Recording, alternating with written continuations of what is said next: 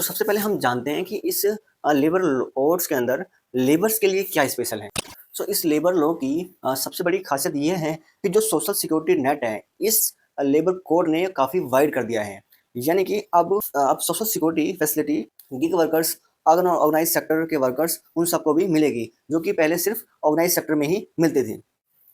नई labour code के अंदर सरकार ने जॉब अपॉइंटमेंट को रिटन फॉर्म में करना मैंडेटरी कर दिया है। यानी अब एम्प्लॉय को एंगेज करने के लिए रिटन में अपॉइंटमेंट लेटर इशू करना पड़ेगा। नई लेबर कोड के अंदर ये भी प्रोविजन किया गया है कि वुमेन्स को भी अब एम्प्लॉयर नाइट शिफ्ट में एंगेज कर सकता है, प्रोवाइडेड कि उनकी रिटन कंसेंट हो। इसके साथ ही ये प्रोविजन भी किया गया है कि एम्प्लॉयज़ को annual free checkup facility provide की जाएगी।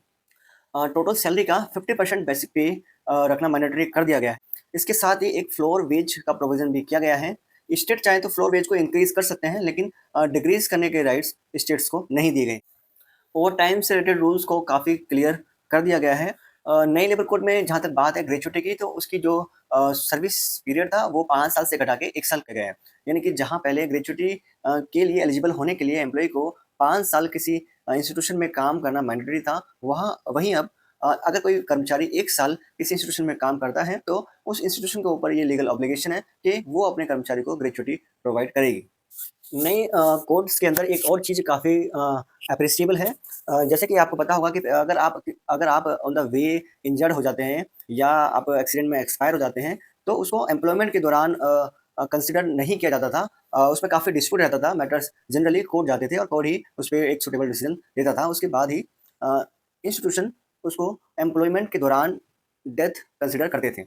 इस नए लेबर कोड के अंदर ये चीज़ क्रिस्टल क्लियर मेंशन कर दी गई है कि यदि कोई व्यक्ति अपने घर से ऑफिस जा रहा है या ऑफिस से घर आ रहा है और उस दौरान में उसके साथ कोई एक्सीडेंट हो जाता है, तो उसको accident during the employment consider किया जाएगा। पुराने लेबर कोड के अंदर जो 8 आवर्स का बेंचमार्क था, वो अब 12 आवर्स कर दिया गया है, यानी फ्लेक्सिबिलिटी दी गई है।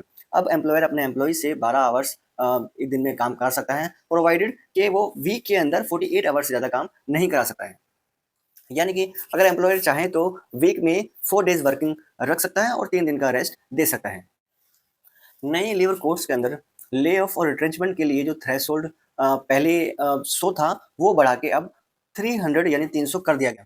यानी कि पहले अगर ऐसी कंपनी या ऑर्गेनाइजेशन जिसमें 100 लोगों तक रिट्रेंचमेंट करना होता था, तो उसके लिए एम्प्लॉयर को सरकार से रिटन परमिशन लेनी पड़ती थी। लेकिन अब वो जो सीमा है वो 300 कर दी गई है।